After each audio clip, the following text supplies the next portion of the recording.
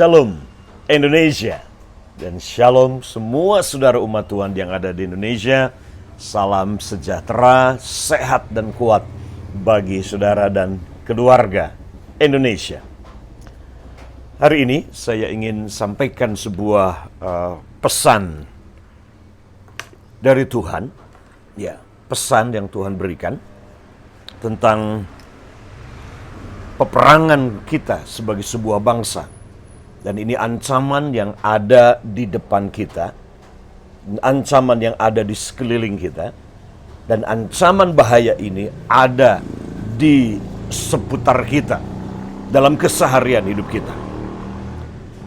Nah, sebelum bom meledak kemarin, 2 minggu yang lalu saya ada di kota yang sama, yaitu di kota Bandung ini, ya, bersama dengan istri dan kemudian anak rohani saya. Saya tidur sampai jam 3 kurang lebih, sampai jam 3 pagi, konseling dan melayani anak rohani. Dan kemudian pagi-pagi, sekitar jam 5, jam 6, saya dibangunkan Tuhan dengan kata yang muncul strong begitu kuat di dalam roh saya adalah kata watch and pray, berjaga dan berdoa. Itu 2 minggu yang lalu, jadi 2 hari minggu yang lalu. Watch and pray, berjaga, berdoa, berjaga dan berdoa. Watch and pray, watch and pray. Dan saya sempat bagikan itu ketika turun untuk breakfast, makan pagi. Saya sampaikan pesan itu.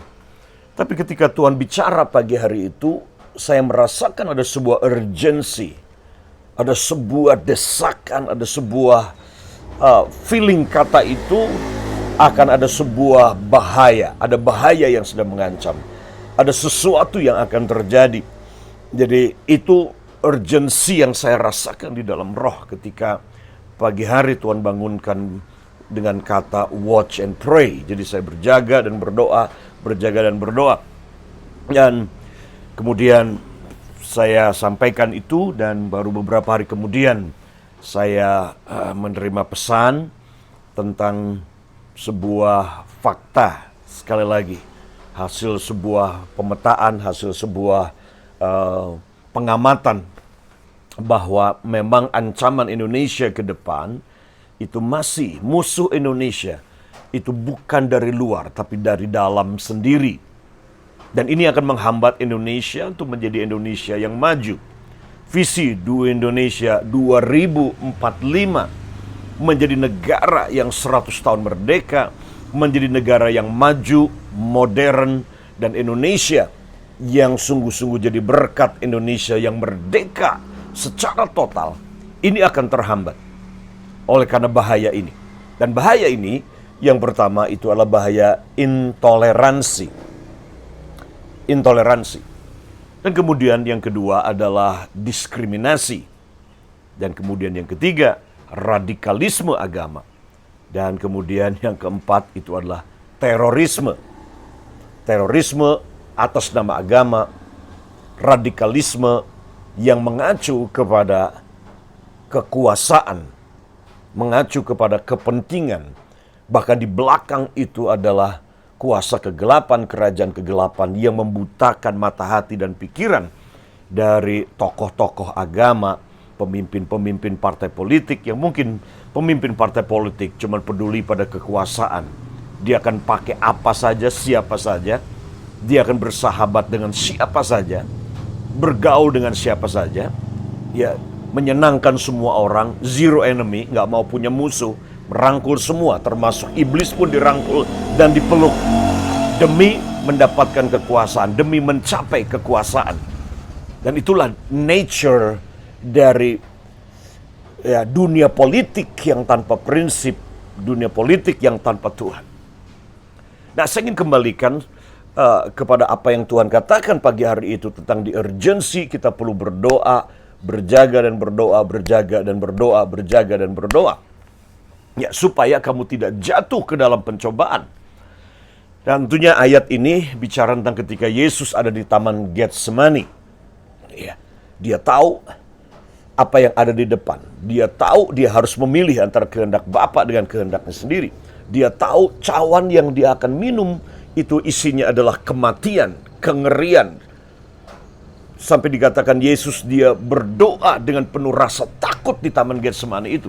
Dan dia meminta murid-muridnya untuk menemani dia berdoa 1 jam saja. Berdoa 1 jam saja. Berjaga dan berdoa. Watch and pray with me. Berjaga berdoa bersama dengan aku 1 jam saja. Tapi kita tahu tentunya apa yang terjadi. Murid-muridnya terlalu lelah, terlalu ngantuk, mungkin juga terlalu malas. Dagingnya terlalu lemah, walaupun rohnya dikatakan kepingin berdoa, tapi dagingnya itu sangat lemah sekali. Atau mungkin sebaliknya, karena dagingnya terlalu kuat, sehingga rohnya kalah. Ya, rohnya kalah walaupun ingin berdoa. Dan yang ketika Tuhan bicara tentang berjaga dan berdoa dalam konteks ini, dia berkaitan dengan sesuatu bahaya yang sedang mengancam di depan. Ya, dan kemudian saya terima hasil mapping, hasil pengamatan tentang kondisi Indonesia sampai 2024 ke depan. Dan itu yang saya suarakan dalam beberapa webinar. Saya suarakan ini. Ya, kita harus membangun kesadaran bahwa ancaman kita ke depan sebagai sebuah bangsa masih tetap seputar radikalisme agama, politik identitas, terorisme, intoleransi kepada orang-orang yang agamanya berbeda, bahkan suku berbeda. Ini masih menjadi sebuah ancaman yang besar kita sebagai sebuah bangsa. Bahkan hari Minggu kemarin pagi, jadwal 3 kali khotbah, jam 6, jam 9, dan jam 5. 2 kali ibadah, jam 6 dan jam 9, saya bicara tentang hal ini. Kita berdoa bersyafaat bersama-sama. Nah, sudah bisa lihat itu di YouTube channel saya. Ya, tentang di doa. Ya, doa syafaat bersama-sama untuk Indonesia. Dan 2 kali ibadah saya berdoa bersyafaat buat Indonesia tentang ancaman ini. Dan baru setelah kebaktian yang kedua, ibadah kedua, saya mendapat kabar tentang bom bunuh diri yang dilakukan suami istri naik motor di gereja katedral di Makassar, yang melukai 20 orang lebih. Dan peringatan yang Tuhan berikan pagi itu menjadi kenyataan. Watch and pray. Dan sekali lagi saya ingin sampaikan pesan ini lagi buat kita bangsa Indonesia, buat kita hamba-hamba Tuhan, buat umat Tuhan, para pemimpin-pemimpin. Jangan anggap ini hal yang sepele. Walaupun mungkin sudah berkata bangga, puas karena ormas-ormas radikal sudah dibubarkan, FPI, HTI. Nah, saya mau beritahu buat saudara bahwa ideologi tidak bisa dibubarkan secara formal. Karena akar radikalisme adanya di ideologi dan paham sesat, paham yang salah. Paham yang sesat dan salah tentang Tuhan, tentang keinginan Tuhan. Paham yang sesat dan salah, kepercayaan yang salah tentang sesamanya, tentang orang-orang yang berbeda aliran, berbeda kepercayaan dengan dirinya. Ya. Oleh karena itu, ideologi ini tidak bisa dibubarkan hanya karena kemudian ormasnya dibubarkan seperti FPI dan HTI. Karena ideologi ini berbasis kepada, dimulai daripada sebuah kepercayaan. Nah, sayangnya adalah kepercayaan yang salah, cuma dianggap bahwa ini kepercayaan yang paling benar. Dia pikir ini Tuhan, tetapi sebenarnya si iblis. Karena iblis datang untuk mencuri, membunuh, dan membinasakan. Karena kalau dari Tuhan, tidak akan sifatnya membunuh, mencuri. Karena Yesus datang membawa kehidupan. Jadi hari ini, selain kita berjaga, ya kita berjaga. Dan kita berdoa buat Indonesia, berdoa buat para teroris, berdoa buat ormas radikal, berdoa buat partai-partai politik yang memang visi misi ADRT-nya adalah mendirikan negara syariat dan khilafah di Indonesia. Berdoa supaya ada pertobatan, berdoa supaya ada metanoia, berdoa supaya ada pencerahan dari surga, dari Roh Kudus buat para pemimpin-pemimpin radikal di bangsa ini, yang kita sudah tahu siapa-siapa saja, namanya, partainya apa saja. Bahkan jangan terkecoh juga.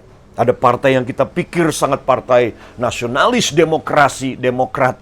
Iya, tapi nyatanya juga di dalamnya begitu banyak beternak, membiarkan permisif terhadap partai-partai, terhadap ormas-ormas radikal ini. Bahkan setelah pasca reformasi, ormas-ormas radikal, paham-paham khilafah ini berkembang subur, bertumbuh subur secara luar biasa di bangsa kita, di Indonesia. Oleh karena itu, ya berdoa, kita perlu berdoa. Karena peperangan kita bukan darah dan daging, bukan manusia, tapi roh jahat di udara, pemerintah, penguasa. Inilah roh penyesatan di udara ini yang sifatnya bukan lagi individual, tetapi government, korporat, regional, bahkan global. Karena khilafah HTI inilah sesuatu yang global. Musuh kita adalah pemerintah, penguasa di udara ini, yang kita harus perangi sebagai gereja yang diberi otoritas secara rohani oleh Tuhan. Tapi yang kedua adalah kita harus berjaga. Nah, bentuk berjaganya kita, bentuk waspadanya kita adalah membangun kesadaran pada jemaat tentang ancaman bahaya radikalisme, intoleransi, dan terorisme ini atas nama agama. Membangun bukan hanya kesadaran, tapi mengambil sebuah langkah tindakan-tindakan praktis mulai dari hidup kita.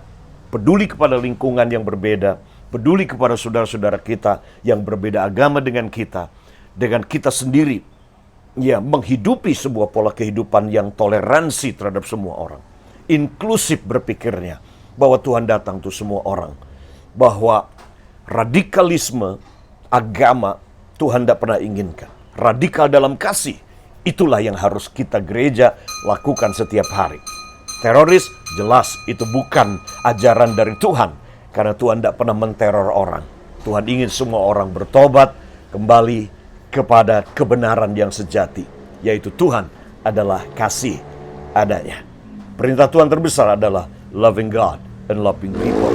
Jadi mari gereja kita implementasikan hukum terbesar ini, mengasihi Tuhan dan mengasihi sesama dalam tindakan hidup yang praktis. Dengan cara seperti ini, kita sedang terlibat membangun bangsa, membangun Indonesia yang lebih aman, lebih sejahtera, lebih maju ke depan. Bukan hanya untuk diri kita, tapi juga untuk anak-anak dan generasi ke depan. So, ini peringatan buat kita dari Tuhan. Yuk berjaga, berdoa. Berjaga, berdoa. Jangan cuma fokus kepada ibadah dalam gedung gereja dan tidak peduli dengan apa yang terjadi di luar, di lingkungan kita, maupun secara nasional politik hari-hari ini. Karena itu, saya mau beritahu bahwa ke depan tensi akan semakin panas.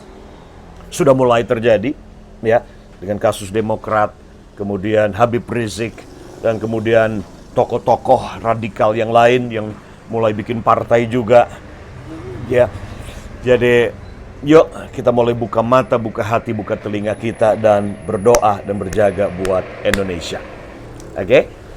Jadi ini pesan saya buat kita, sekali lagi, ini ancaman ke depan. Nah, di video-video berikutnya saya akan membahas lebih jauh lagi tentang apa yang Tuhan katakan mengenai radikalisme dan terorisme ini. Karena itu, stay tune. Saudara jangan lupa untuk like, share, and subscribe channel YouTube Samuel Saputra ini, biar ini kiranya jadi berkat buat kita sebagai warga Indonesia dan sebagai umat Tuhan yang punya tanggung jawab untuk kesejahteraan kota dan bangsa di mana kita hidup. Tuhan memberkati saudara. Watch and pray.